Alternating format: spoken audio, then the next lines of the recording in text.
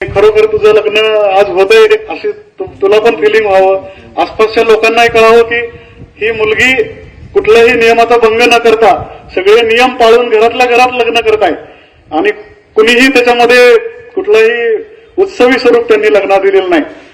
आणि आम्हाला खात्री आहे की लॉकडाऊन संपल्यानंतर अतिशय चांगले दिवस येतील आपल्याला आणि तुम्ही सगळ्यांना पार्टी देणार लग्नाची, याच्याबद्दल पण आम्हाला खात्री आहे.